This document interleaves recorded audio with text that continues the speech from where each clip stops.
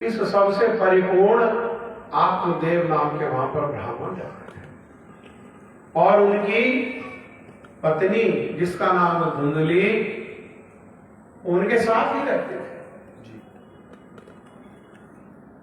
उसका जन्म कहां हुआ? उच्च कुल में उसका जन्म हुआ। बहुत बुद्धिमान है, गृह कार्यों को बहुत अच्छे से करती है, ये सब गुण है, लेकिन कुछ दोष भी है। वो कलेश प्रिय है, उसको कलेश अच्छा लगता है। जब तक दिन में 4 बार बिना बात के पति को डांट नहीं ले तब तक रोटी हजम नहीं होती उसकी। पति की सुनते सुनते ऐसे हो जाते हैं, कहते प्रभु जी अगर पत्नी डांटे ना तो हमारी भी रोटी हजम नहीं।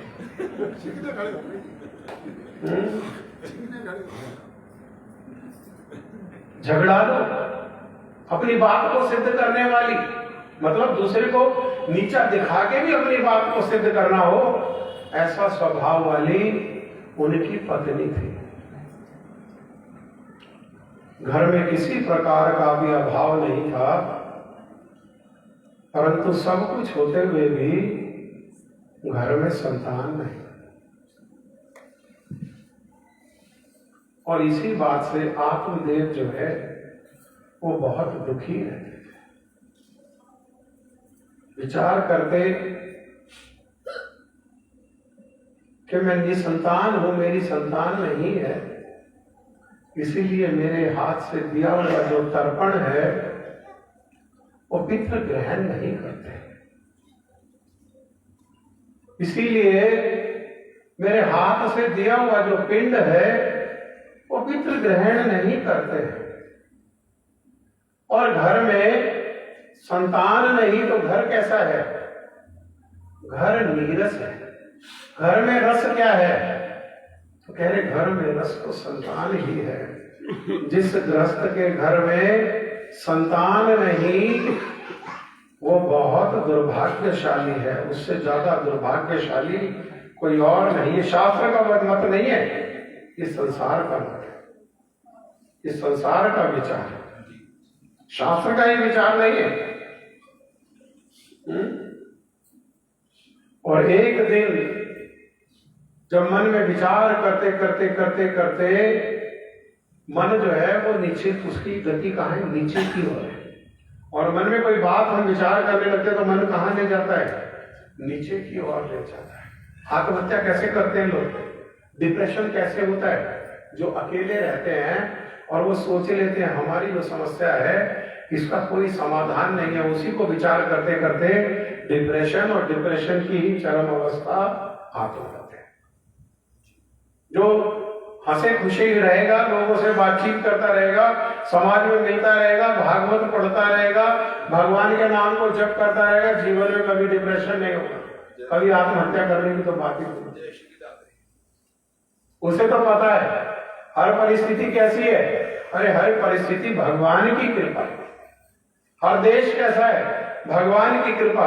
हर भेष कैसा है? भगवान की कृपा। इसलिए जिस देश में, जिस वेश में, जिस परिवेश में रहो, श्री राधा रमन, श्री राधा रमन, श्री राधा रमन कहते रहो।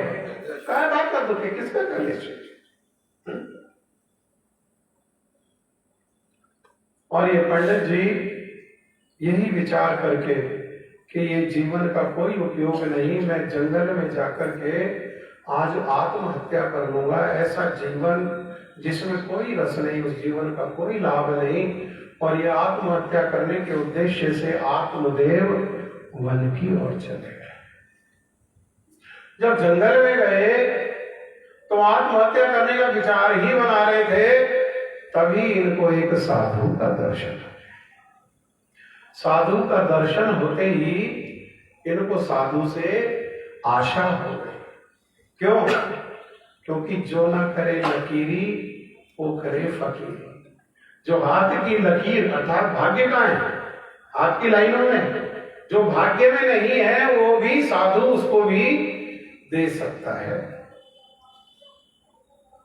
साधु के पास गए और साधु के चरण पकड़ करके जोर जोर से विलाप करने लगे। संत कैसे होते हैं? संत बड़े दयालु होते हैं, है ना जी। वैष्णव जन तो देने कहिए, जो पीर पराई जाने रे। कैसी पीर पराई? पर दुखे दुखी, पर सुखे सुखी। कल रात को भी हम गुड़गांव में यही बात को चर्चा कर रहे थे कि संत कैसे हैं। संत का अपना कोई दुख सुख नहीं है। वो संसार में लोगों को भजन करते हुए देखते हैं और भजन के मार्ग में चल करके वो सुखी होते हुए देखते हैं तो वो खुश हो जाते हैं, और संसार के लोगों के चेहरे उड़े हुए देखते हैं, जिनके जीवन में दुख कलेश देखते हैं, उसी से दुखी हो जाते हैं। इसीलिए गोस्वामी तुलसीदास जी ने कहा, संत हृदय नवनीत समाना। संतों का हृदय कैसा है? नवनीत माने मक्खन। मक्खन को फ्रिज में से निकालो और गर्मी नहीं देनी, हाथ में रखो। हाथ की गर्मी से ही मक्खन क्या करता है? जितनी सी गर्मी भी वो नहीं ले पाता है। ऐसे ही संत संसार के जीव के थोड़े से दुख से भी दुखी हो जाते हैं। उनका हृदय रूपी जो नवनीत है वो द्रवित हो जाता है, वो पिघल जाता है। कहने के बेटा रो क्यों नहीं? क्या बात है? बता तो सही, क्या बात है? उसने रोते रोते कहा, प्रभु आपकी कृपा से घर में किसी चीज का अभाव नहीं, लेकिन घर में संतान नहीं। तो साधुओं के लिए तो बड़ी अच्छी स्थिति होती है। और संतान नहीं है तो बहुत अच्छी बात है। इससे अच्छी बात क्या होगी? अबे संतान होगी तो उसके स्कूल में दाखिला करा, स्कूल की फीस जमा करा, यूनिफॉर्म पे खर्चा कर, यहाँ भागेगा वहां भागेगा, है ना। जीवन में 2 बच्चे होंगे, उन्हीं को पालने में बाल हो जाएंगे सारे संख्या। संतान नहीं है तो बहुत अच्छी परिस्थिति है। अपना बैठ भैया भगवान का भजन कर, हरे कृष्ण कृष्ण कृष्ण हरे हरे, हरे राम राम राम। अगर संतान नहीं है तो कोई जिम्मेदारी भी नहीं है। अरे दोनों पति पत्नी मिलकर के भजन करो, दाल रोटी खाओ और प्रभु का भजन करो, गुण गाओ, प्रभु की गुण गाओ। कोई जिम्मेदारी? कितनी बढ़िया स्थिति है। कहने लगे नहीं, इसमें सुख नहीं। आप मेरे को आत्महत्या करने से बता सकते हैं। आप अगर मुझे संतान सुख प्रदान करें, मैं जानता हूं आप में सामर्थ्य है, आप संतान सुख प्रदान कर सकते हैं। अगर आप संतान सुख प्रदान करेंगे तभी मैं जीवित रहूंगा, अन्यथा आपके सामने ही ये जो शिला है, इस शिला पर सर मार मार करके आपके सामने अपने शरीर को त्याग दूंगा। साधु ने कहा, बेटा संतान होने से सुखी नहीं मिलता, जरूरी नहीं संतान होने से सुख मिल जाए, ऐसा जरूरी नहीं है।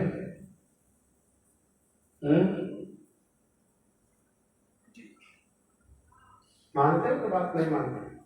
ठीक बात। कल भी बता रहे थे हम ये बात को। एक समय भागवत हो रहा था ऐसे ही, एक मैया, जैसे मैया का माताओं का स्वभाव है, उनकी श्रद्धा जो है ना वो परिपक्व नहीं होती है, कोमल होती है, और जिम्मेदारी ज्यादा उड़ी होती है। टीटू आ गया होगा, उसका खाना बनाना है, बिट्टू आ गया होगा ट्यूशन से, उसका ऐसा करना, जिम्मेदारी ज्यादा होती है। तो वो कथा की महिमा को नहीं जानती, कथा छोड़ छोड़ के भाग जाती है बीच बीच में संसार की जिम्मेदारी को पूरा करने के लिए। एक मैया कथा में से जाने लगी, तो साधु का तो स्वभाव है कि कहाँ कथा, क्या क्या दुर्भाग्य उदय हो गया, कथा छोड़ के जा रही है। भगवान और जो कथा रूपी भगवान है और साधु, उसको छोड़ के संसार में क्या उपलब्धि होने वाली है, साधु जानते हैं। कहने लगे भैया कथा छोड़ के क्यों जा रही है? अरे अभी आरती होगी, आरती के बाद प्रसाद मिलेगा, प्रसाद लेकर के जाना, कथा हो जाएगी, अभी 5 मिनट में पूरी हो जाएगी। कहने लगी नहीं बाबा, मेरा बेटा आ गया होगा और मेरा बेटा मेरे बिना नहीं रह सकता है। साधु ने कहा शादी करके देख एक बार। तेरे रहने का स्थान घर में खत्म हो जाएगा। तेरे बिना बेटा नहीं रह सकता, तुझे रहने के लिए जगह ढूंढनी पड़ेगी, है ना।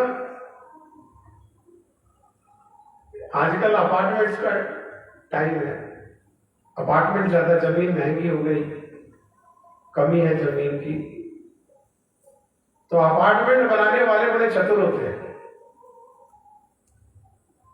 बेचने के लिए उसमें मास्टर बेड बनाते हैं। मास्टर बेड होता है ना, आपके अपार्टमेंट में है? यहाँ तो बेड ही मास्टर बेड होता है। जिस समय खरीदता है मियां बीवी, वो कहते हैं हम इस घर के मास्टर कौन है, हम हैं, और बुक कर देते हैं घर। और घर को बुक करके मिलते मिलते मिलते बेटा जवान हो जाता है, अब नए घर में जाके शादी करेंगे। शादी करी तो मास्टर बेड किसका है? बेटे का है, बेटे के लिए। बेटे कहाँ गए? मास्टर जी कहाँ गए थे? उन्होंने मास्टर बेड के चक्कर में बुक कराया। घर में बाप बेटे का झगड़ा क्या है? बाप बेटे का झगड़ा क्या है? कमरा एक है मास्टर, और घर में 2 मास्टर हो गए। अब एक मास्टर ही तो रह सकता है एक कमरे में, एक कमरे में 2 मास्टर कैसे रह सकते हैं? है ना। पिता मास्टर मास्टरी छोड़ने को तैयार नहीं, और बेटा जो है वो मास्टरी को जबरदस्ती खींचने के चक्कर में। इसीलिए उसको कहते हैं, बेटों को क्या कहते हैं? लड़के। ऐसे दो तो ऐसे, नहीं तो लड़के। क्या है वो? लड़के लेंगे ही लेंगे। ऐसे दो तो ऐसे, और नहीं तो वो है ही लड़के। उनका क्या दोष है? वो है ही लड़के। बेटे से लड़का बन गया। जय श्री राम।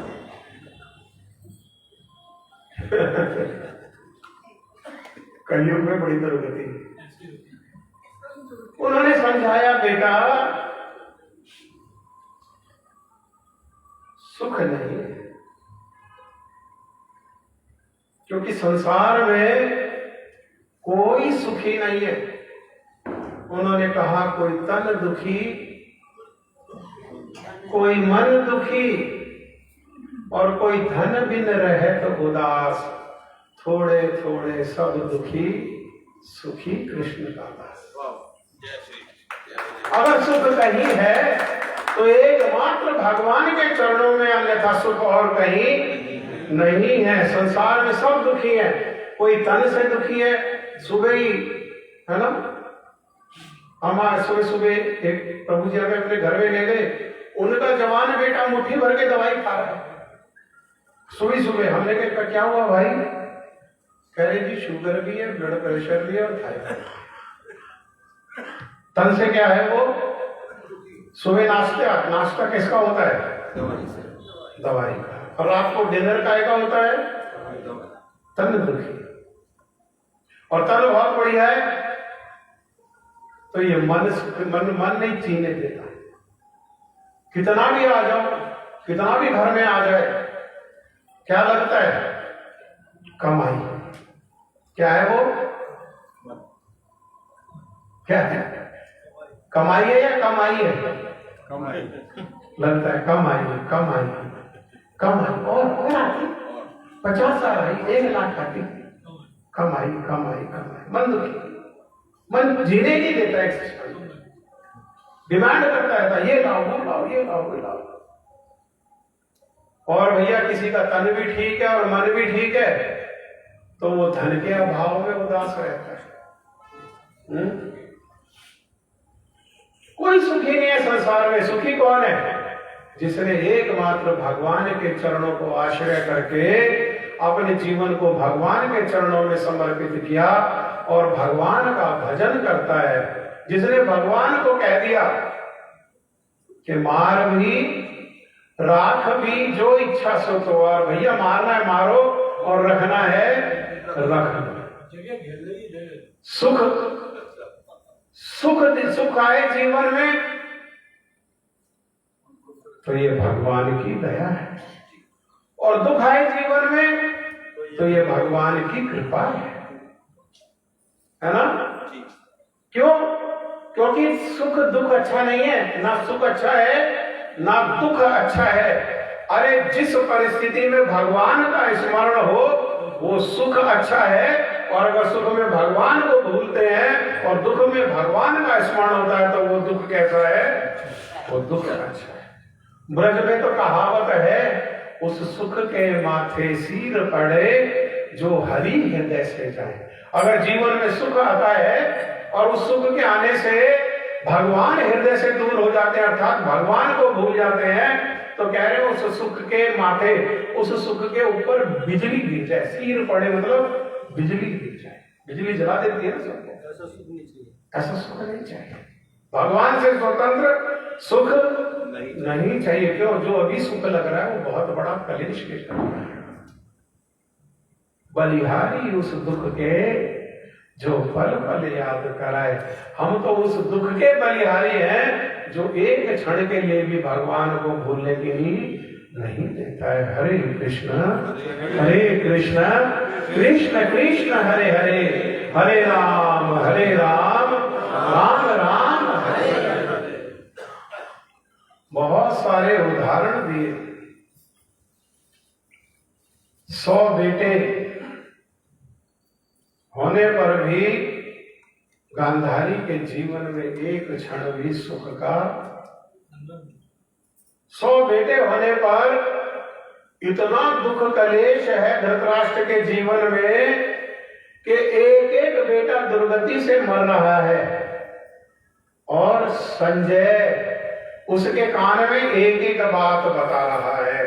भीम ने अब दुशासन को पकड़ लिया, अब उसको पटक करके जमीन पर मारा, अब उसकी एक टांग पर टांग रखी और दूसरा टांग से पिता को आंखों देखा हाल किसका? बेटा, अपना जो बेटा है, एक नहीं 100 बेटे। कितने बेटे हुए? 100 है ना? अरे एक बेटे होने पर सुख है तो 100 बेटे होने पर कितना सुख होना चाहिए? 100 गुना तो होना ही चाहिए कम से कम। लेकिन 100 गुना 100 बेटों की मां के जीवन में एक क्षण के लिए भी सुख नहीं है। बेटा भगवान का भजन कर, भगवान के भजन में ही सुख है।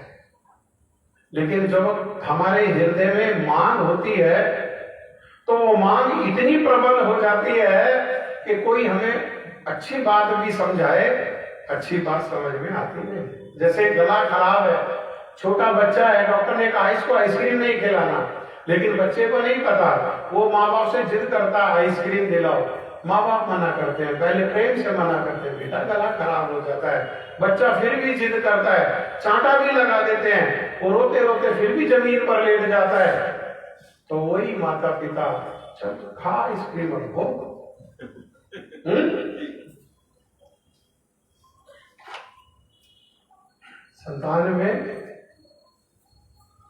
संतान में सुख नहीं। अगर संतान में को माता पिता ने गर्भ में आने से, प्रारंभ होने से अगर उनको भगवत भक्ति का संस्कार दिया तो ऐसी संतान से तो सुख है। अन्यथा टीवी देखते देखते बच्चों को जन्म दिया, मेद कुमेद खाते हुए बच्चों को जन्म दिया, रेस्टोरेंट में जाकर के थाई, जैपनीज, मलेशियन, चाइनीज ये खाते हुए अगर बच्चों को जन्म दिया, और जो देखने योग्य है वो भी और जो नहीं देखने योग्य है वो भी देख करके बच्चों को जन्म दिया, तो सारे के सारे असुर बनेंगे, सारे के सारे दुख का कारण ही बनेंगे। उनसे सुख जीवन में एक क्षण के लिए भी नहीं। लेकिन बार बार कहने पर, जिद करने पर, जैसे बच्चे के बार बार जिद करने पर माता पिता नहीं चाहते हुए भी आइसक्रीम दे देते हैं, ऐसे ही क्या किया साधु ने एक फल को लिया और उसमें संतान का सामर्थ्य रूपी मंत्र से उसको आह्वान किया और उसमें संतान की शक्ति रख करके उस फल को दे दिया और कहा कि तुम जाकर के क्या करो, इसको अपनी पत्नी को खिलाना, और पत्नी को खिलाओगे तो तुम्हें क्या होगा, क्योंकि संत का फल किसका है? संत के द्वारा दिया गया है। इसीलिए बड़ी सुयोग्य भगवान का भक्त जो है हमारी संतान होगी। वो बड़ा खुश हुए, बड़ा खुशी खुशी घर लौटे और घर लौट करके उन्होंने अपने पत्नी को बुलाया और अपने पत्नी को कहा कि देखो ये साधु ने कृपा करके फल दिया है, इस फल को तुम खा लो और इस फल को खाने से तुम गर्भवती हो जाओगी और समय आने पर तुम्हारे गर्भ से भगवान का भक्त बहुत संस्कारी बेटा जो है वो जन्म देगा। कहकर के उन्होंने अपनी पत्नी को फल दे दिया। पत्नी की बहन घर में आई और वो तो बहन से कहने लगी कि पता नहीं कहां कहां चले जाते हैं, क्या क्या ले आते हैं, और फल ले आए और कह रहे तुम खा लो, खाने से क्या होगा, खाने से गर्भ हो जाएगा। अरे मैंने सुना है गर्भ से तो पेट मोटा हो जाता है, ना बैठने का सुख ना लेटने का सुख, उसका बोझ को ढोना पड़ता है। और घर में कभी डाकू आ जाए ना तो बाकी सब लोग तो दीवार फांद करके चले जाते हैं, लेकिन जिसके गर्भ में बालक हो ऐसी स्त्री तो दीवार को भी नहीं कूद सकती। और फिर मैंने सुना कभी कभी बच्चा अगर टेढ़ा जन्म ले तो जन्म देते देते ही मां की मृत्यु हो जाती है। और फिर जन्म ले तो क्या, अरे दिन में 10 बार इसका मल उठाओ, गंदगी साफ करो, यही काम रह गया है ना। जैसे आजकल शादी होती है तो स्त्रियां जो कहती है हम बच्चे को प्लान कर रहे हैं, क्या कर रहे हैं बच्चा प्लान, तुम्हारे प्लानिंग से बच्चा होगा, है ना। जिनको बच्चे नहीं होते हैं वो सर मार मार के मर जाते हैं, उनको बच्चे नहीं होते, प्लानिंग से नहीं होते। अभी क्या है, अभी प्लानिंग क्या है, अभी भोग, क्योंकि बच्चा होने से ब्यूटी कम हो जाएगी, उसको स्तनपान कराना पड़ेगा, उसे सुंदरता कम हो जाएगी। अभी क्या करो, अभी तो भोगने लगे, अभी क्या है, प्लान करेंगे बच्चे। 30 साल की उम्र में तो आजकल शादी होती है, फिर बच्चा प्लान करो 35 साल की उम्र में, पालेगा कौन, तुम्हारा पिताजी। 60 साल की उम्र तक तो चलने का रास्ता बन जाता है और भगवान का भजन कब करोगे।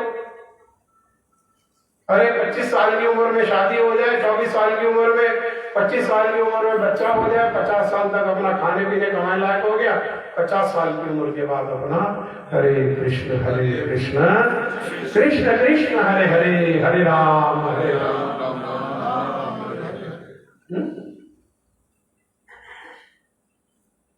मैं ये गर्भ धारण नहीं करूंगा, मैं नहीं करूंगा। तब बहन ने सीख दी कि तुम चिंता मत करो, तुम पेट में कपड़ा बांध करके घर में लेटी रहो। और मेरे तो बहुत सारे बच्चे और मैं फिर से गर्भवती होगी, मेरे गर्भ से जो बच्चा होगा वो मैं तुम्हें दे दूंगी और हमारे बच्चों के पालन के लिए तुम्हारे पति के पास बहुत पैसा है, तुम पैसे से सहायता कर देना, तो जो बाकी बच्चे हैं उनका पालन ठीक से हो जाएगा और तुम्हें बिना परेशानी के बच्चा हो जाएगा। और मैं जिस दिन मेरा पति चुपचाप बच्चे को पहुंचा देगा और तुम शोर मचा देना, बच्चा हो गया, बच्चा हो गया, बच्चा हो गया। तो इस फल का क्या करूं, अरे इस फल की परीक्षा तो कर, ये फल ठीक भी है या ऐसा ही है, ये गाय है, ये गाय को खिला दे।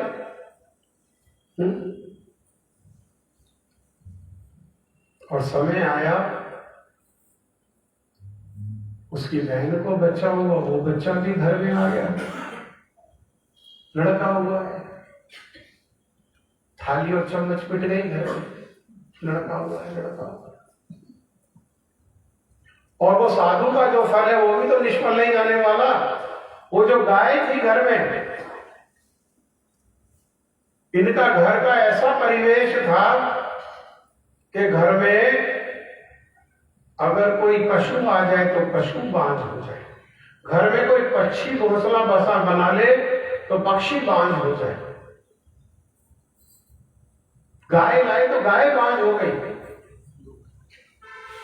और अब साधु के फल से गाय, लोग तो कहने लगे कि भगवान जब तक देते नहीं, और जब देते हैं तो छप्पर फाड़ के देते हैं। जब नहीं दिया तो आत्मदेव को नहीं दिया, और अब तो आत्मदेव के भी लड़का हो रहा है और गाय को भी बच्चा हो रहा है। गाय ने जो बच्चा दिया वो गाय के जैसा नहीं, मनुष्य के जैसे, क्योंकि वो फल क्या है, वो दिव्य फल है। वो बच्चा भी कैसा है, वो मनुष्य के जैसे, बस उसके कान कैसे हैं, उसके कान जो हैं गाय के कान के जैसे हैं। इसीलिए गाय के कान जैसे वो है, तो उसके पिताजी ने उसका क्या नाम रख दिया, आत्मदेव ने प्रेम से उसका नाम रख दिया गोकर्ण। और धुंधली की जो बहन का जो बच्चा आया, आत्मदेव ने कहा जात संस्कार के लिए ब्राह्मणों को बुला लेते हैं, उनसे राशि पूछ करके नाम रखेंगे। उसने कहा ये मेरा बेटा है, इस बेटे पर किसका अधिकार है, मेरा अधिकार है, इसीलिए इस बेटे का नाम कौन रखेगा, मैं, है ना।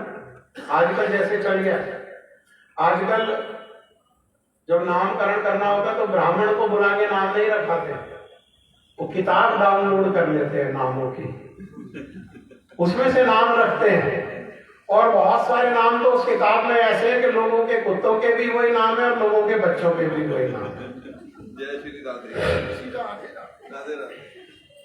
पहले सारे के सारे नाम कैसे होते थे, भगवान के नाम पर, सीता गीता ऐसे मैया लोगों के नाम है ना, राम श्याम माधव, राम कृपा, राम कृष्ण, ऐसे प्रभु लोगों के नाम होते थे। आजकल कैसे नाम होते हैं, टोमी, मोती, जयती,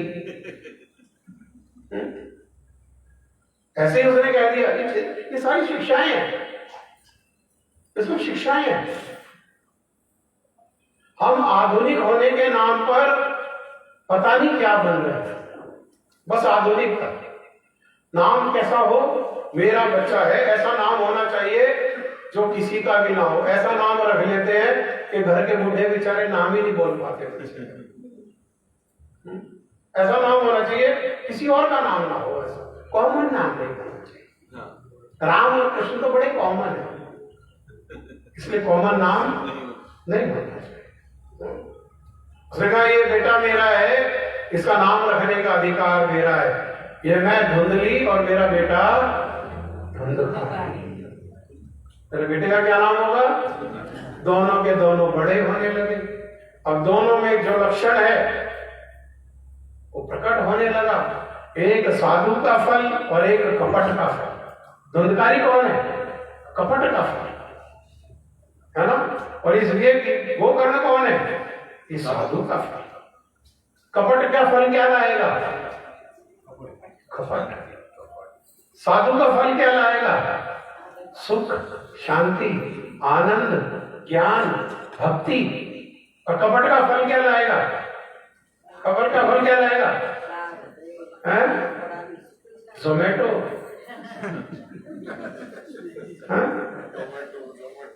पिज्जा, पास्ता।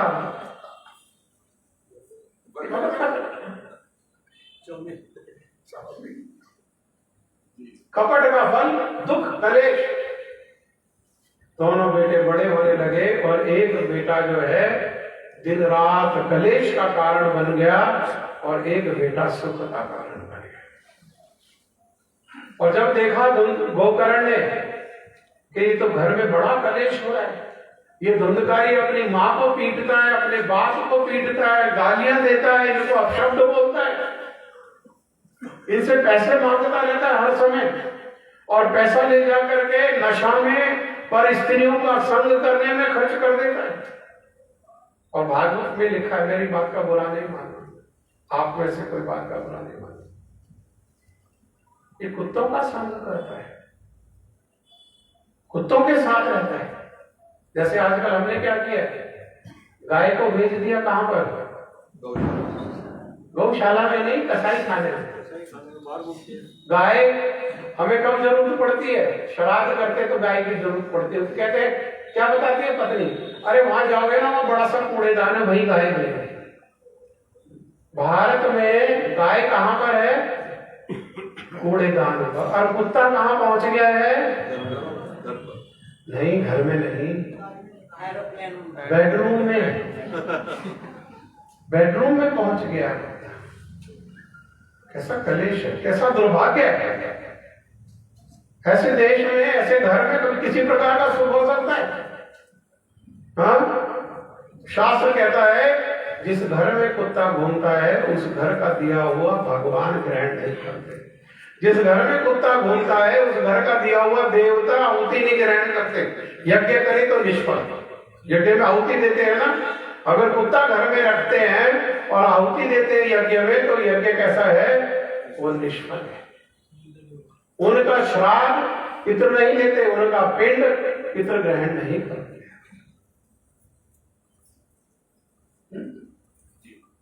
कुत्तों के साथ रहते। गोकर्ण ने पिताजी को समझाया, पिताजी आपकी आयु कितनी हो गई है? बेटा 50 से ज्यादा हो गई है। तो 50 से ज्यादा आयु हो गई है तो वन में जाओ, वानप्रस्थ। 25 वर्ष ब्रह्मचर्य, 25 वर्ष गृहस्थ और 25 वर्ष वानप्रस्थ। अब वन में जाओ, वन में रहो। लेकिन आजकल कैसे वन में रहे? वन तो छोड़े नहीं, सारे काट दिए। और फिर डर लगता है, कोई वन में जाने को तैयार नहीं। तो भैया घर को ही वन समझो। कैसे? जब वो 50 साल की आयु हो जाए तो अब घर में तुम्हारी कही गई बात को मानने वाला नहीं है।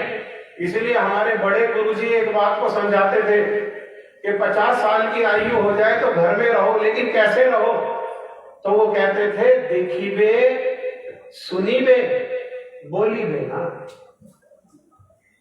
भाई आंखें हैं तो दिखाई तो देगा ही ना जो घर में हो रहा है, तो देख लो। और जब कान है तो जो कान घर में बोला जाएगा तो क्या करो? लेकिन बोलना नहीं। बोलते ही क्या होगा? बोलते ही धनाधन धनाधन, एक भी जूता नीचे नहीं पड़ेगा।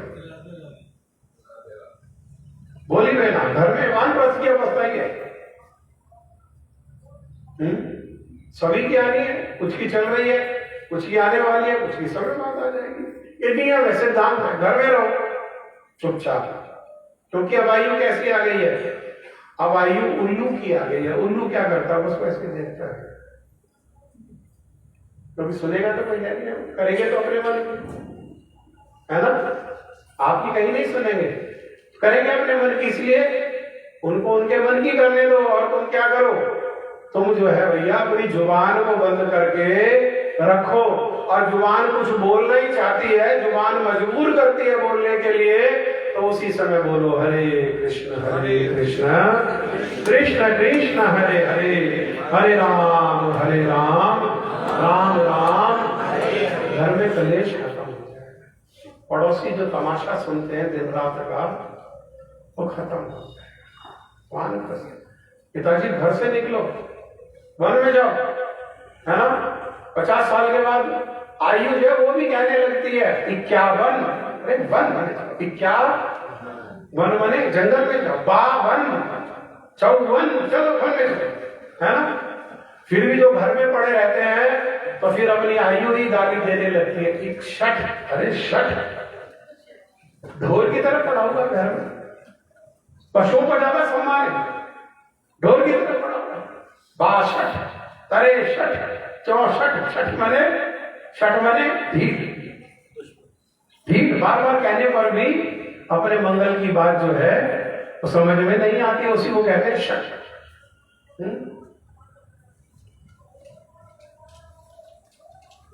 लेकिन जैसे हमारे समझ में नहीं आती है, ऐसे ही आत्मदेव की समझ में नहीं आया। लेकिन वो उन्होंने क्या किया? वो घर छोड़ करके चले गए। गोकर्ण घर छोड़ करके चले गए, भगवान का भजन कर रहे। वो कहाँ रहेंगे? अरे जहां भगवान के भजन की अनुकूलता है वहां रहेंगे। यहाँ हर टाइम झकमारी होती है, हर टाइम कलेश होता है। यहाँ भजन की अनुकूलता नहीं, यहाँ क्यों रहेंगे?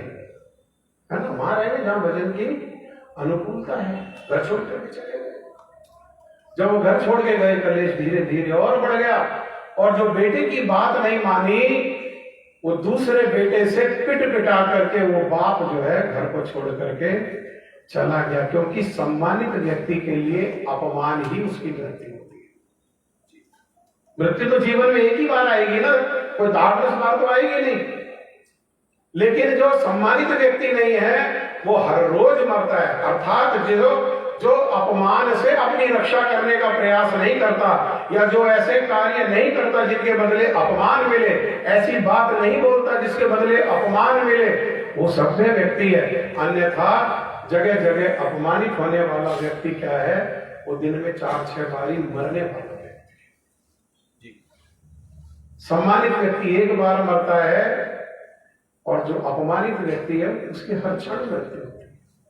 कभी बेटे के हाथ मरता है, कभी बहू के हाथ मरता है, कभी पोता के हाथ मरता है, कभी पड़ोसियों के हाथ मरता है, कभी समधी टेलीफोन पे मार देता है।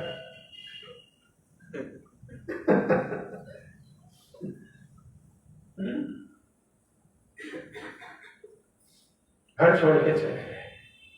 वन में गोकर्ण को मिले। गोकर्ण ने कहा, पिताजी बहुत अच्छा किया, अब क्या करो, अब भगवान का भजन करो।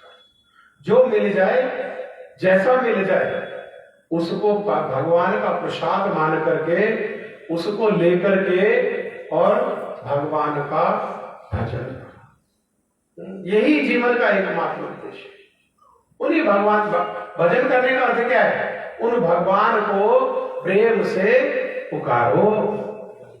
प्रेम से पुकारना ही कलयुग में भजन है। हाँ? और उनके भगवान के सुंदर सुंदर नामों से उनको सुंदर रूप में पुकारना, यही कलयुग का भजन है। हरे कृष्ण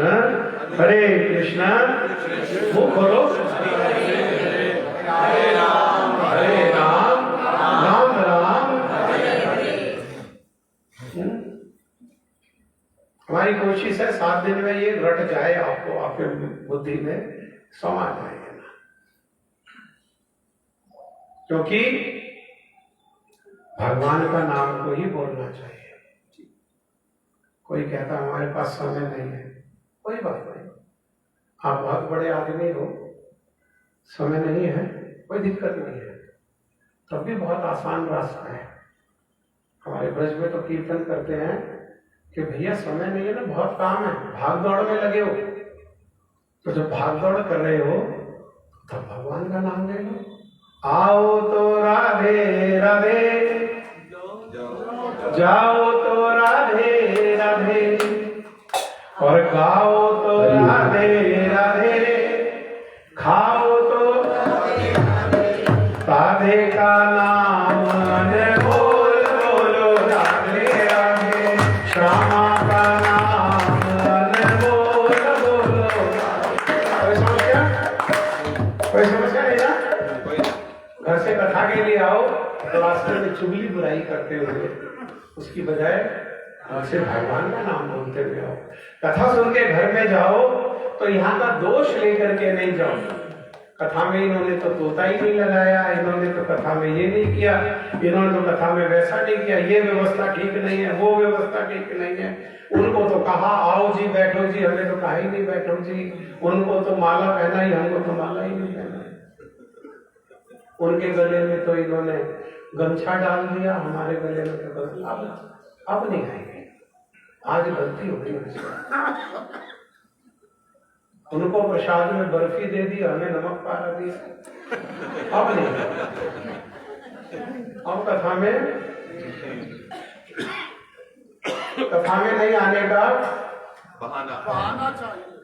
अरे स्व जूता भी मारेगा तब भी प्रभु हमारे हैं, और उन प्रभु की महिमा, उनकी कथा हमारी है। कोई आए ना आए, हम समय पर जरूर आएंगे। ये है भगवान से संबंध, ये भगवान में प्रीति है। ऐसे जो लोग हैं उनके मुख से निकलते ही भगवान उनकी बात सुनते हैं। और जिन्होंने इज्जत का टोकरा रखा हुआ है, अहंकार का टोकरा रखा हुआ है, उनसे भगवान दूर रहते हैं। एक ही चीज हृदय में, एक ही चीज रह सकती है, तो अहम रह सकता है या भगवान रह सकता है। जब तक मैं रहेगा हृदय में तब तक भगवान नहीं आने वाले। जब मैं मिट जाएगा तो भगवान उस पवित्र हृदय में प्रवेश कर जाते हैं। घर में माँ और बेटा अकेला रह गया। एक दिन माँ को बहुत पीटा, इसलिए दूध भरी। और पीट करके कहा कि पिताजी के पास बहुत धन था, और पिताजी धन कहाँ लाके रख पाते हैं? कहाँ रखवाते हैं? पत्नी के पास। तो तेरे पास ही रखवाया बस। आज कहाँ छिपा करके रखा है तूने धन? बता, पैसे बता, कहाँ छिपा करके रखे हैं? और अभी तो कुछ नहीं पीटा, अभी आऊंगा तो तब तक विचार करके रखना, धन निकाल करके रखना, वरना आकर के ऐसा मारूंगा कि शरीर ही छूट जाएगा। वो मैया तो डर गई, और डर करके जो घर के आंगन में कुआं था, कुआं में कूद करके उसने पिताजी को अपमानित होना पड़ा, माँ को आत्महत्या करनी पड़ी। कारण क्या है? कारण क्या है? कारण ये है कि दोनों ने मिलके ये धुंधकारी को भगवान के भजन का संस्कार नहीं दिया। बाकी सब तो दिया, संडे हो या मंडे।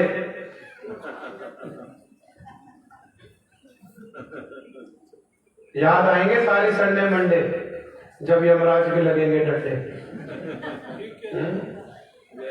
अभी तो कर लो, इसमें प्रोटीन है और इसमें ये है और उसमें वो है ना। एक मैया की कोख का बच्चा तुम उबाल करके खिलाते हो, तुम्हारे जीवन में सुख आएगा? हाफ फ्राई, फुल फ्राई, क्या क्या बना के खिलाते हो। कोख, वो कोख है, अभी बच्चा पका नहीं, परिपक्व नहीं हुआ, उसको खिलाने से कैसे कोई सुखी हो जाए? उन्होंने भक्ति का संस्कार नहीं दिया। इसीलिए आप लोग बच्चों को पढ़ाओ, बहुत अच्छे से पढ़ाओ, इसका कोई विरोध नहीं है। बच्चों को अच्छे से खिलाओ पिलाओ, इसका भी विरोध नहीं है। बच्चों को अच्छा पहनाओ, इसका भी विरोध नहीं है। बच्चों को खूब प्रेम करो, इसका भी विरोध नहीं है। लेकिन अगर भजन का संस्कार आपने बच्चों को नहीं दिया, तो आपने जन्म दिया और बाहर पशु ने बच्चे को जन्म दिया, दोनों ने बराबर ही कार्य किया। दोनों के किए हुए कार्य में कोई भेद। अरे जनना तो सबको आता है, कौन सा ऐसा जीव है जिसको जनना नहीं आता? कौन माँ बाप नहीं बनते? कुत्ता कुतिया भी माँ बाप बनते हैं, गधा गधी भी माँ बाप बनते हैं, सुअर सूरी भी माँ बाप बनते हैं। लेकिन उनके जैसे बच्चे को जन्म दिया तो पशु। क्यों? क्योंकि पशु में और हम में क्या भेद है? पशु में और हम में कोई भेद नहीं है। निद्रा, आहार, भय, मैथुन, ये चार जरूरत पशु के शरीर की भी है, और यही चार जरूरत मनुष्य के शरीर की। सोना, खाना, अपनी रक्षा करना, और स्त्रियों का पुरुषों की ओर आकर्षण और पुरुषों का स्त्रियों की ओर आकर्षण, ये चार चीजें ये शरीर की जरूरतें हैं। ये हर शरीर में ये सुविधा उपलब्ध है। कौन सा ऐसा शरीर है जहां ये सुविधा उपलब्ध नहीं है? कोई ऐसा शरीर नहीं। सब शरीर में हम सोते हैं, वो भी सोते हैं, हम खाते हैं, पशु भी खाते हैं, हम बच्चों को जन्म देते हैं, वो भी बच्चों को जन्म देते हैं। फिर हम में और उनमें भेद क्या है? हम में और उनमें भेद है एकमात्र धर्म। अगर जीवन में धर्म का आचरण है, जीवन में धर्म का संस्कार है, तो वो मनुष्य है। और धर्म विहीन नर पशु भी समाना। शास्त्र कहते हैं कि जिसके जीवन में धर्म नहीं है, धर्म का संस्कार नहीं है, धर्म का आचरण नहीं है, वो क्या है? वो दो पैरों वाला गधा है। हो सकता है टाई पहन करके जाए, 3 पीस सूट पहन करके जाए, लॉन्ग सूट पहन करके जाए, रेमंड से सिलवा करके सूट पहन करके जाए, लेकिन ये समझना चाहिए अगर धर्म विहीन है तो कोई गधा ही टाई पैंट पहन करके जा रहा, कोई और नहीं है, पशु जी। एकमात्र भेद है धर्म का। इसीलिए माता पिता क्या, बाकी सब जिम्मेदारियों के साथ सबसे बड़ा दायित्व है कि अपने जीवन में धर्म का आचरण होना चाहिए। और धर्म के आचरण से अपनी संतान को, जो हम कहते हैं वो संतान नहीं सीखेगी, जो हम करेंगे वो संतान सीखेगी। चूहे का बच्चा अपने माँ बाप को बिल खोदते हुए देखता है, उसको बिल खोदने की ट्रेनिंग लेने कहीं नहीं जाना पड़ता, वो देख देख करके बिल खोदना सीख जाता है। अगर आप धर्म का आचरण करोगे तो थोड़ा या ज्यादा धर्म का प्रभाव, धर्म का संस्कार बच्चे को जरूर मिलेगा। अगर माँ बाप बने हो तो ये धर्म का आचरण जरूर करके दिखाओ बच्चों को, धर्म का संस्कार दो, वरना भागवत कहता है जननी न सस्यात पिता न सस्यात गुरु न सस्यात देवो न सस्यात। वो देवता नहीं, वो गुरु नहीं, वो मंत्र नहीं, वो माँ नहीं, वो पिता नहीं, वो पति नहीं, वो बंधु नहीं। जो अपने आश्रित जन को ये विपरीत रुचि से निकाल करके भगवान के चरणों में नहीं लगा दे, वो माता कहलाने के योग्य नहीं। गोस्वामी तुलसीदास जी कहते हैं जननी हे जन्म, स्त्री को मां कहा गया। मां क्यों कहा गया? क्योंकि उसमें भगवान ने जनने की शक्ति रखी, और जनने की शक्ति नहीं रखी, उसमें भगवान का रूप परिलक्षित होता है, भगवान की कृपा परिलक्षित होती है, उसके हृदय में वात्सल्य दिया है। हाँ, उसको अपने बेटे की गंदगी नहीं लगती। पिता तो खिलाता है, कब तक खिलाता है? जब तक खेलता है। गंदगी करे तो भाई संभालिए उसको जरा। हाँ, जननी जने तो भक्त जन। हे भैया, तुम कुछ जलना ही चाहते तो किसको जन्म दो? भक्त को जन्म। गधा कुत्ता सुअर जन्म देने से क्या फायदा? बहुत बुरा है ना। असुरों को जन्म देने, संस्कार विहीन जन्म देने से फायदा क्या है? संस्कार विहीन बच्चों को जन्म देने से कोई लाभ नहीं, कोई लाभ नहीं, केवल भीड़ बढ़ाना है। वो क्या करेगा? वो अपने जीवन में भी कलेश लाएगा, और जिन्होंने जन्म दिया, जिन्होंने पालन दिया, उनको भी क्या करेगा? उनको भी कलेश देगा। दूर भी रहेगा तब भी कलेश देगा। क्यों? क्योंकि मैया बाबा इतनी मेहनत करते हैं बच्चे पर कि जीवन पर्यंत आसक्ति से जुड़े रहते हैं। वो अपना दुख सुख भूल जाते हैं, बच्चे का जो दुख है वही उनका दुख है, बच्चे का जो सुख है वही उनका सुख है। आसक्ति के कारण वो दुख ऐसा नहीं हो सकता। बच्चा दुखी हो और माँ बाप कहे बहुत बढ़िया हुआ, बहुत बढ़िया हुआ, इसको समझाया, माना नहीं, इसकी एक टांग टूटी है, भगवान एक और तो ऐसा कोई माता नहीं करेगी। वो क्या करेगी? एक टांग टूटी, इसका उपचार कैसे हो, उसको ठीक कैसे किया जाए। इसलिए माता पिता की जिम्मेदारी है। ये माता पिता उपाधि है। माता होना उपाधि, पिता होना उपाधि है। ये उपाधि का दायित्व है। जितनी बड़ी उपाधि है उतनी बड़ा दायित्व है भक्ति का संस्कार। दोनों में भेद क्या है? इसमें दोनों बेटों में भेद क्या है? धुंधकारी में और गोकर्ण में भेद क्या है? दोनों में एक को भक्ति का संस्कार है और एक को भोग का संस्कार है ना। हम बच्चों को भोग का संस्कार खुद लगा देते हैं और बच्चे फिर डिमांड करते रहते हैं, पैसे दो, पैसे दो, पैसे दो, पैसे दो। मैया ने आत्महत्या कर ली, और जब मैया ने आत्महत्या कर ली तो अब ये आजाद हो गया और स्वतंत्र होकर के इसने क्या किया? ये पांच वैश्याओं को घर में ले आया। घर में कोई है ही नहीं कहने सुनने वाला। अभी तक तो माता पिता बाधा थे, अब ना माँ बाधा है, सुनो भाई, ना पिता बाधा है। इसलिए क्या किया? पांच वैश्याओं को घर में ले आया, अर्थात ये घर में 5 वैश्याओं के साथ रहने लगा। हर घर में हर व्यक्ति इन 5 वैश्याओं के साथ रहता है। ये 5 वैश्याएं क्या है? इनको कहते हैं ज्ञानेंद्रिय। एक कान, एक नाक, एक आंख और एक जीवा रसना और एक त्वचा। ये 5 वैश्याएं हैं। वैश्या का क्या काम है? वैश्या हर समय डिमांड करती रहती है, लाओ लाओ लाओ। ऐसे ही हमारी इंद्रियां हैं जो डिमांड करती रहती है। आंख कहती है बढ़िया बढ़िया दिखाओ, है ना।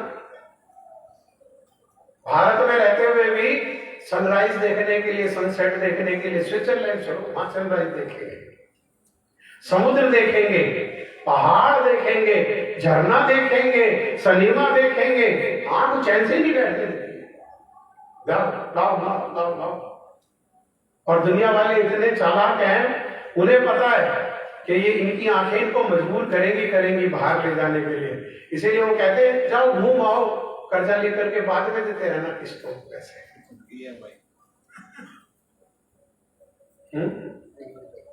कान है, कान को आंख से कोई लेना देना है। कान को क्या है? बस बढ़िया बढ़िया सुनाओ, बढ़िया बढ़िया सुनाओ। भगवान की कथा सुनते हैं उसमें मन नहीं लगता।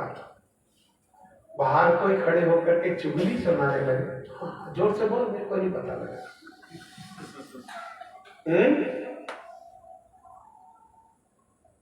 मेरा मन अड़िया करदा नहीं जपदा कृष्ण मुरारी। मैं कई बार समझाया, तू छड़ दे नंबरदार। जिथे होवे कथा वार्ता उथे पैर न पांदा, जिथे होवे चुगली बुराई उथे नट नट जाता है। नट नट मतलब पंजाबी शब्द है, भाग भाग करके जाता है, नट नट भाग भाग करके जाता है। और जहां भगवान की कथा होती है वहां पैर नहीं, सीढ़ियों से हमने देखा 2 प्रभु जी सीढ़ियों से उतर रहे थे और उतरते उतरते वापस चले गए। भगवान की कथा में पैर नहीं है।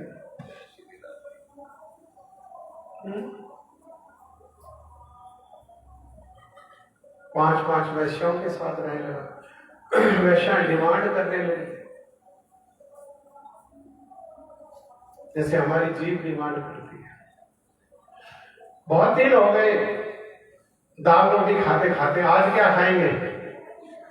आज चाइनीज खाएंगे। गाड़ी निकालो और किसी चाइनीज रेस्टोरेंट में चलो, वहां खाएंगे चॉपसी चाउमीन, है ना? आज चाइनीज खाएंगे। डिमांड कर रही है चीज और हम नौकर बन करके चल देते। अब तो बड़ी कृपा हो गई कि ये जोमेटो वाले आए बेचारे, ये ऑर्डर लेने लगे।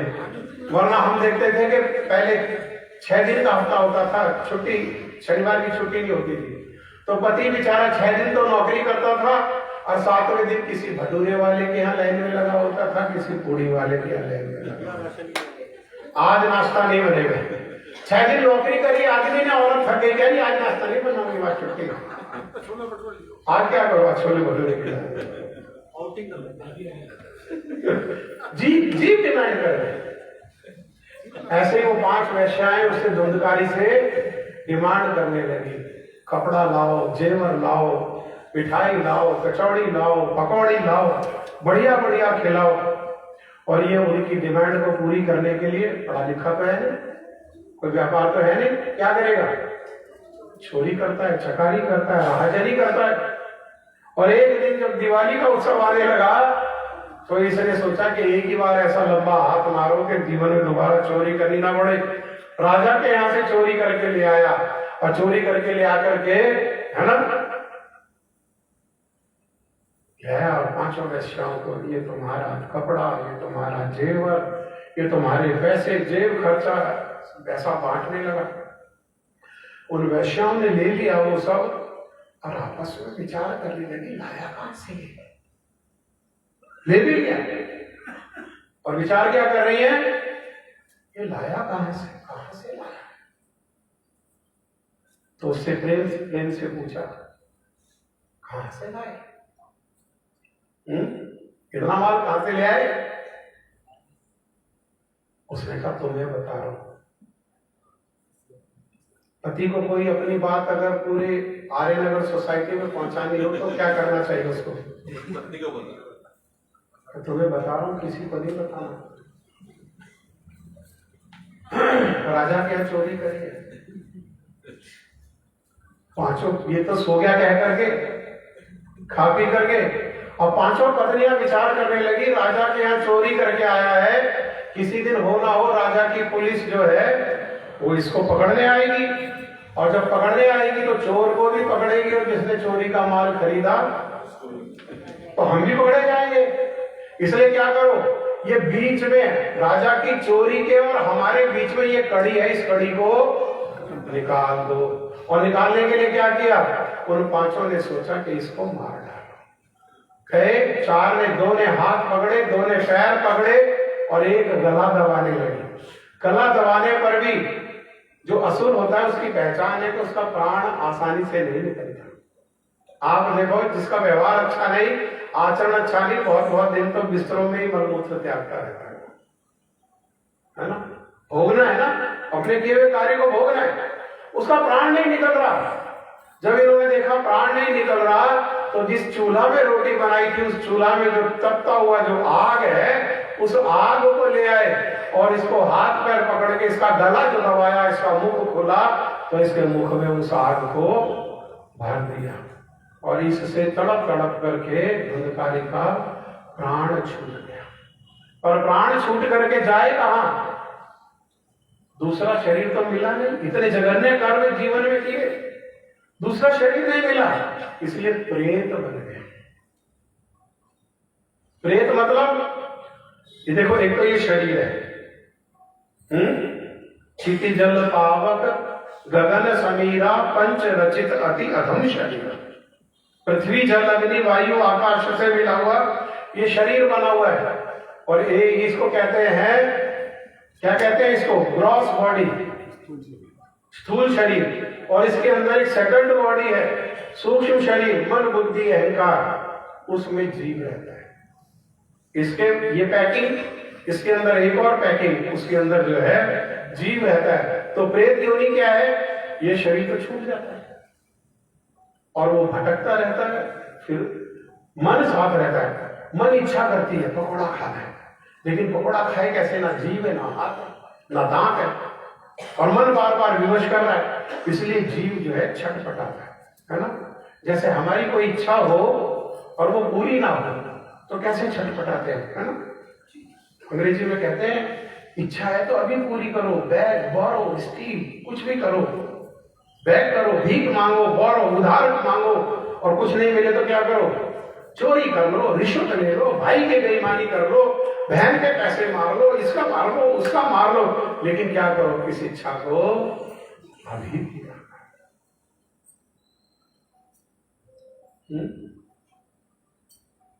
भगवत गीता में कहा, ध्यायते विषय पुंसाम संगस्तेषु उपजायते संग सजायते काम कामात् क्रोध अभिजायते।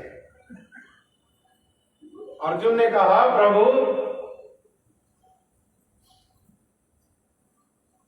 हम जानते हैं कि गलत कार्य क्या है और विचार भी करते हैं कि गलत कार्य को नहीं करेंगे, फिर भी कोई गर्दन पकड़ करके जबरदस्ती करवा देता है, ऐसा लगता है, फिर भी मजबूर हो जाते हैं उस गलत कार्य को करने के लिए। वो कारण क्या है? कौन करवाता है? तो भगवान श्रीमद् भगवद गीता में अर्जुन को बता रहे हैं, कामेश क्रोधेश रजोगुण समोद्भव महाशनो महापापमा विद्येनम हि वैरिणम्। हमारा जो सबसे बड़ा शत्रु है वो है हमारी कामनाएं, वासनाएं।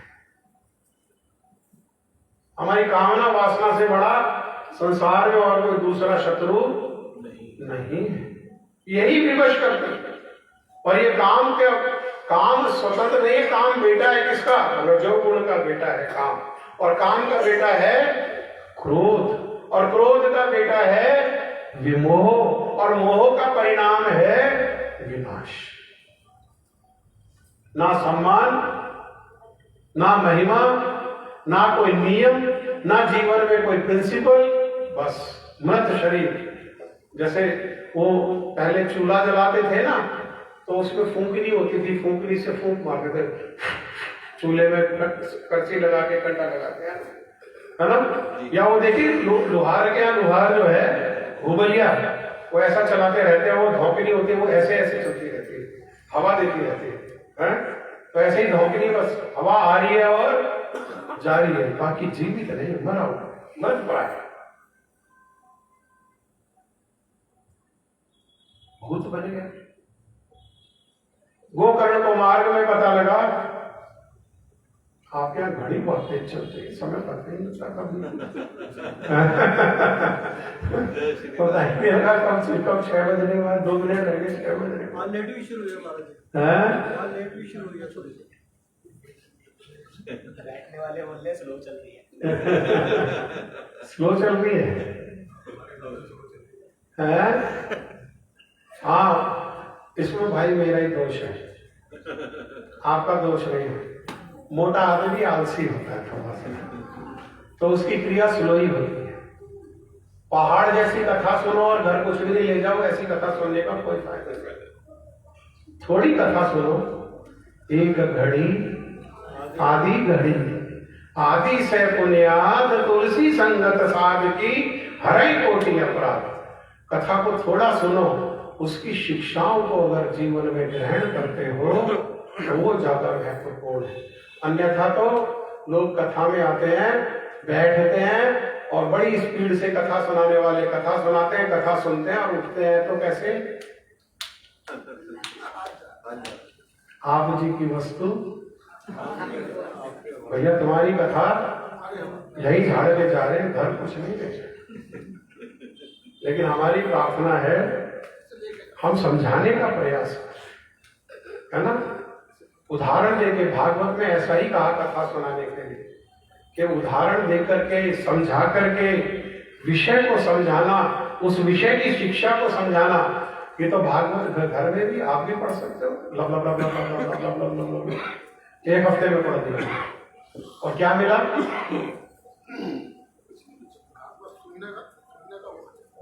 बंदर के जैसा स्वभाव नहीं होना चाहिए। बंदर कुकड़ी के खेत में घुस जाता है, क्या कहते हैं उसको आपके यहाँ? भुट्टा। पंजाबी में छल्ली कहते हैं, पंजाबी। वो जो है घर में वहां खेत में घुस जाता बंदर और कैसे करता है? एक भुट्टा तोड़ा और यहां बगल में एक भुट्टा कहां आ गया? दूसरा तोड़ा और बगल में रखने के लिए उठाया। पहला भुट्टा कहां गया और दूसरा भुट्टा कहां आ गया? बंदर के कितने भुट्टे हो गए?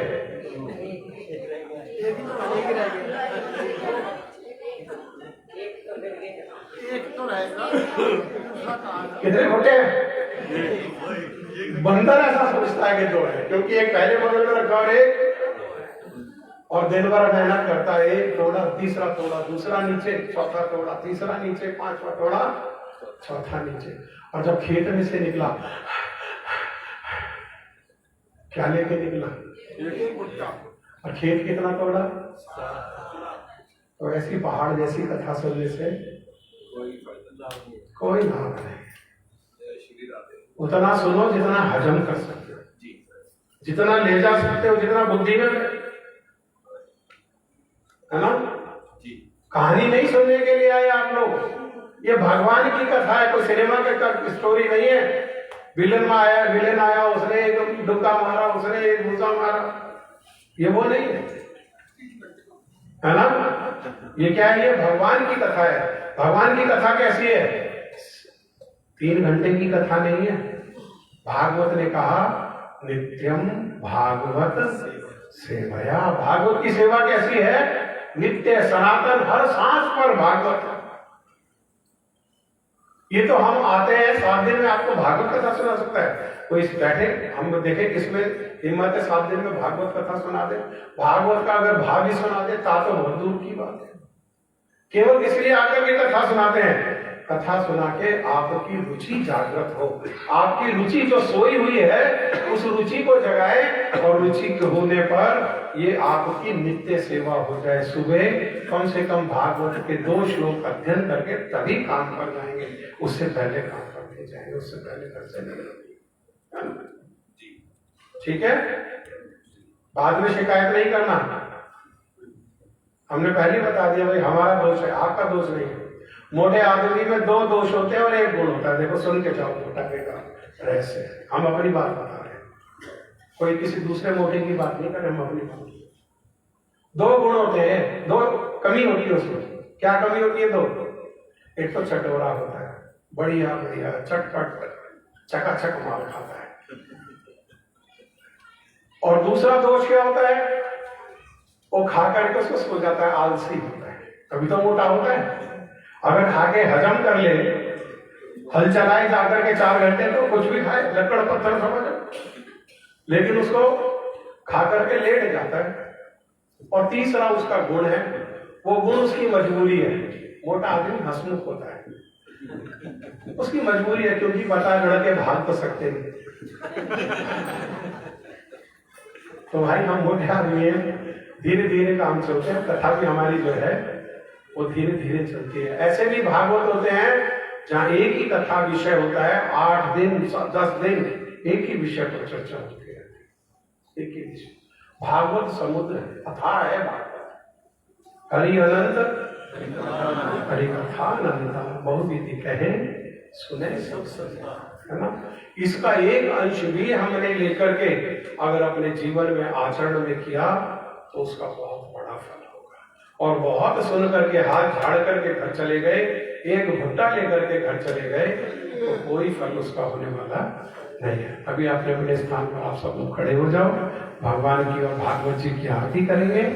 और आरती के बाद सबके लिए प्रसाद की व्यवस्था है, सब प्रसाद ले जाके जाना। दीपदान और दीपदान भी करेंगे, है ना, आरती के साथ ही। या तो बैठ जाओ, दामोदर अष्टकम कीर्तन करने के प्रिंट कराया नहीं लोगों को देने के लिए। कीर्तन तो होना चाहिए। अच्छा बैठो, कीर्तन कर लीजिए प्रभु जी। पहले कीर्तन करते हैं और फिर आरती में बारी बारी से दीपदान करना, ठीक है।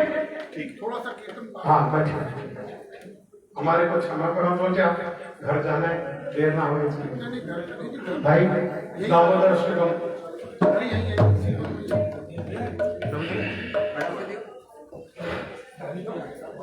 देखो, ये कार्तिक मास है और कार्तिक मास को दामोदर मास भी कहते हैं जी। दामोदर लीला भी आपको सुनाएंगे भगवान की कथा के बीच में। तो इस दामोदर मास में दामोदर अष्टकम की महिमा है और साथ में दीपदान की महिमा है। तो आप लोग बैठो, दामोदर अष्टकम भक्त लोग कीर्तन कर रहे हैं, जिनको आता है वो पीछे से कीर्तन को दोहराओ, नहीं आता है तो ध्यान से सुनो और फिर आरती करेंगे। तो आरती में आप जो है श्री राधा कृष्ण युगल को दीपक दिखाना सीखेंगे, ठीक है।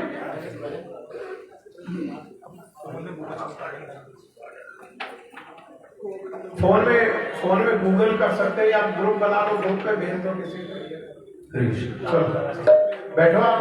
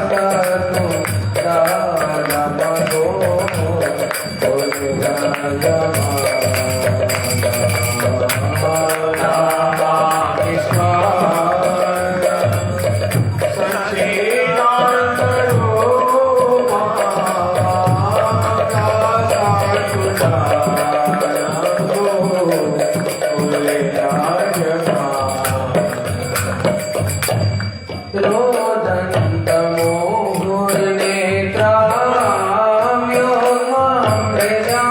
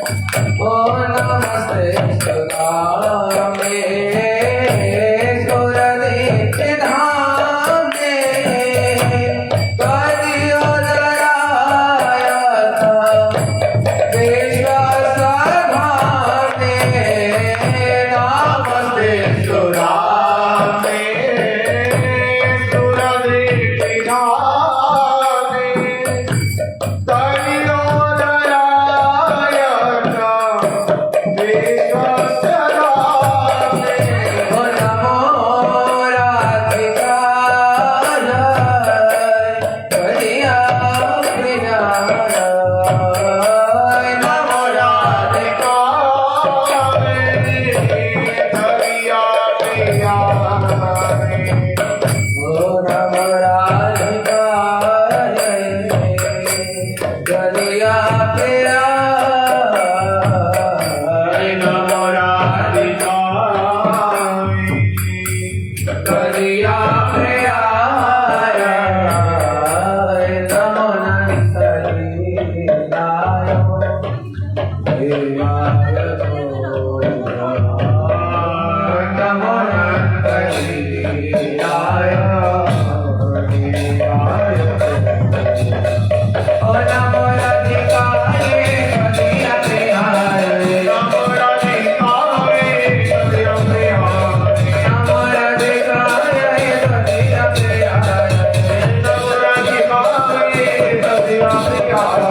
नमो